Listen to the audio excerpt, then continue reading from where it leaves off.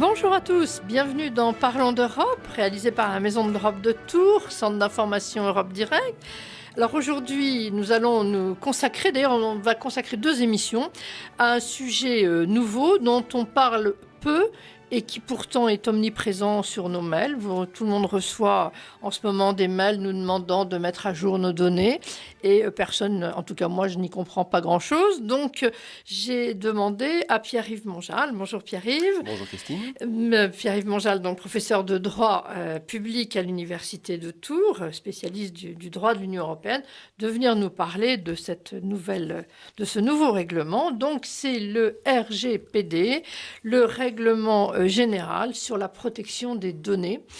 Vous avez sans doute tous reçu des mails là-dessus. Alors, qu'est-ce que c'est que le RGPD ? Alors oui, c'est un vaste sujet. Je vais avoir l'occasion d'y revenir quelques instants. Alors d'abord, c'est un règlement. Donc, c'est un texte de l'Union européenne, on pourrait appeler une loi européenne, qui a été adopté en 2016, le 25 mai 2016, et qui est devenu définitivement applicable très récemment, le 25 mai dernier, le 25 mai 2018.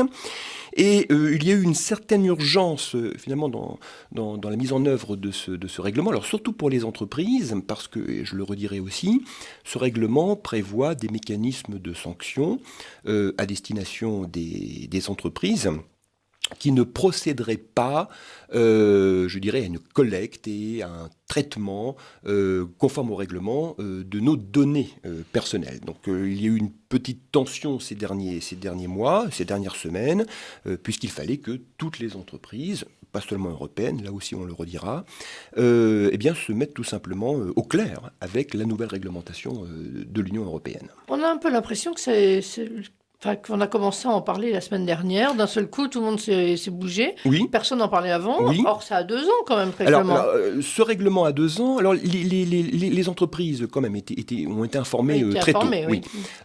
Les États, évidemment, doivent adapter aussi leur législation. Également, les agences nationales qui opèrent, je dirais, la surveillance des données personnelles, comme par exemple en France, la CNIL, la Commission nationale informatique et liberté. Ça fait 2 ans qu'elle travaille, mais c'est vrai avec une relative discrétion sur ce point. En tout cas, le grand public, je crois, n'a été informé la semaine dernière, oui, si on veut aller vite. Alors, vous avez prononcé un mot, avant de rentrer dans le détail, vous avez dit qu'il y a des enjeux très importants, oui, parce qu'il y a des sanctions prévues. Oui. Peut-être nous dire un petit mot de ça pour resituer un peu l'ensemble. Ça me semble important, parce que ce règlement, je dirais, intervient quand même à un bon moment. Il y a une espèce de conjonction de mauvais sorts là, qui s'est abattue récemment sur notamment Facebook. On doit avoir encore en tête les interventions de Mark Zuckerberg, qui est donc le dirigeant de Facebook, qui a dû s'expliquer il y a à peu près un mois devant le Congrès européen, et puis il y a une dizaine de jours devant le Parlement européen.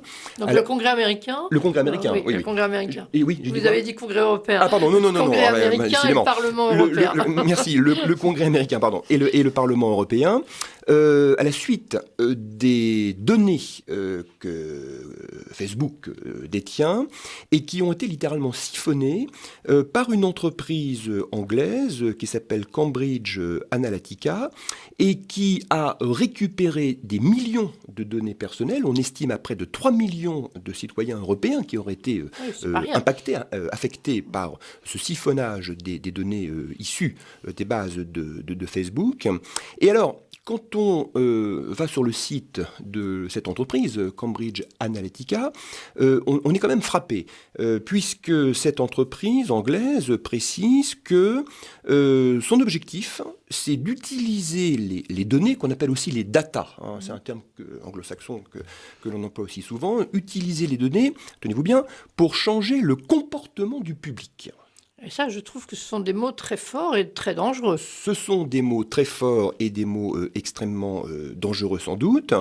Alors si c'est changer le comportement du public, je dirais à des fins strictement commerciales, pour vous inciter à consommer. Bon, alors là, on peut être d'accord ou pas avec le système économique mondial qu'est le nôtre, ça c'est un sujet, je suis d'accord, mais au fond, on est libre d'acheter tel ou tel voyage, tel ou tel produit. On peut toujours refuser. On peut évidemment toujours refuser. Alors bien sûr, nous sommes très très sollicités, très incités. Ah, très bien. Mais non, ça va sans doute beaucoup plus loin. Changer le comportement du public, est-ce que cela ne veut pas dire aussi changer le comportement politique du public. Les choix politiques. Les choix politiques, les choix idéologiques.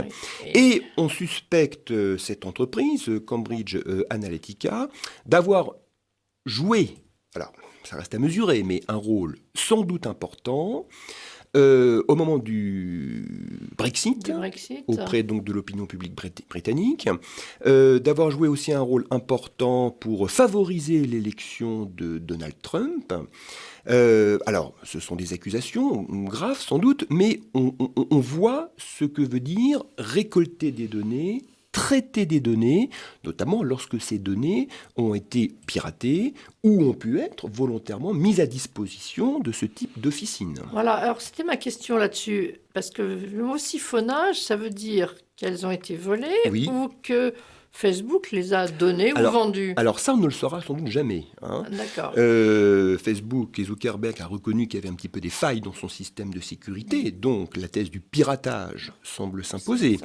Mais on sait en même temps que le modèle économique, comme on dit, de Facebook, c'est de mettre à disposition d'autres grands groupes industriels de commerce les données qu'il détient. C'est comme ça que ça fonctionne aussi. Donc là, on comprend que si vraiment c'est ça, on comprend que le règlement puisse jouer un rôle, tandis que si c'est du piratage, du vol, on peut faire tous les règlements qu'on veut. Alors, on peut faire tous les règlements que l'on veut, étant précisé tout de même que dans le règlement en question, et je pense qu'on en reparlera, il est prévu que les entreprises doivent mettre en place des dispositifs de très grande sécurité pour sécuriser au maximum leurs dispositifs, pour protéger les données, et si les entreprises ne le font pas, si elles ne déploient pas les nouveaux moyens nécessaires qui existent, d'ailleurs, pour crypter, pour bloquer l'accès aux données, elles encourent des sanctions. Donc, alors, évidemment, il y a une limite à l'exercice, parce que le piratage, eh bien, les fameux hackers sont toujours très très forts, et évidemment, un règlement est une petite barrière de papier, on est bien d'accord là-dessus. D'accord. Alors, les sanctions encourues, par exemple, pour ce genre d'entreprise, c'est des pourcentages, enfin, c'est des sanctions financières, essentiellement. C'est ça. Et ce sont des sanctions qui peuvent être extrêmement importantes. Oui, ce sont des sanctions extrêmement importantes. Alors, bon, sans aller trop loin dans le détail, mais quand même, le règlement, alors classiquement d'ailleurs, comme en matière de sanctions économiques, il y a toujours deux leviers, deux critères. Il y a un minimum, donc il y a un plancher qui constitue, si je puis dire, la peine minimale encourue par les entreprises qui enfreignent les règles européennes en matière de concurrence, notamment. Et par ailleurs, s'ajoute un ratio qui est calculé sur le chiffre d'affaires mondial de l'entreprise qui commettrait une infraction. Alors, les éléments chiffrés sont les suivants. Une entreprise qui, je dirais, opère un traitement des données à des fins qu'on pourrait qualifier d'illicite ou ne met pas en œuvre toutes les règles de protection des données qu'elle détient, encourt une sanction pécuniaire dont le montant varie entre 2 à 4% du chiffre d'affaires mondial, donc ça c'est le critère du ratio, si vous voulez, étant entendu que la sanction ne peut pas être inférieure à 10 millions d'euros. Donc c'est un volet quand même répressif et financier relativement dissuasif. Et quand on parle de pourcentage, alors je ne connais pas les chiffres, mais si c'est Facebook, si c'est Amazon, si c'est Apple qui se fait condamner avec de tels montants, ça peut se chiffrer évidemment en milliards d'euros, ce qui a un impact. Alors, une nuance tout de même, parce que formellement, cette sanction, si elle est appliquée, est extrêmement dissuasive, elle est lourde pour l'entreprise. Alors, on en discutait d'ailleurs, avec peut-être des conséquences pour l'entreprise elle-même sur l'emploi, évidemment. Oui. Et dans le même temps, alors ça c'est un grand classique, lorsque Microsoft par exemple se fait condamner par la justice de Luxembourg, 1 milliard d'amende, par exemple. Évidemment, c'est une pénalité financière importante, mais pendant une semaine, on ne parle que de ça.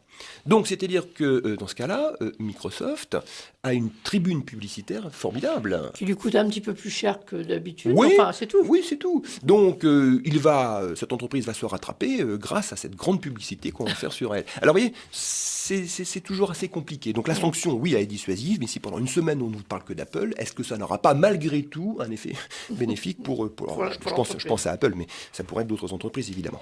D'accord, alors on y voit un petit peu plus clair. Alors justement, pour continuer à y voir plus clair, vous avez utilisé 2 mots, qui sont le mot données et le mot traitement. Oui. Et peut-être qu'une petite définition, ça serait une bonne chose. Ça me semble important.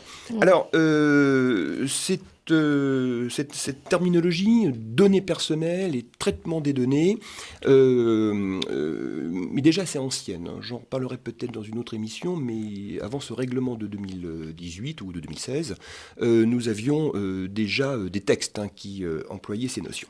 Alors, le terme données figure notamment à l'article 4 du règlement qu'on évoque aujourd'hui. Et le règlement définit la donnée personnelle comme toute information se rapportant à une personne physique identifiée. Alors là, ce sont des données nominatives, votre nom, votre prénom, votre sexe, votre âge, etc. Ou identifiables, donc par d'autres critères. Et donc, est réputé être une personne physique, donc un individu, si vous préférez, un homme ou une femme, identifiable, une personne physique qui peut être identifiée directement ou indirectement, notamment par référence à un identifiant, tel qu'un nom, un numéro d'identification, ou alors des données de localisation, ou un identifiant en ligne, ou à un ou plusieurs éléments spécifiques propres à son identité physique, psychologique, génétique, psychique, économique, culturelle ou sociale.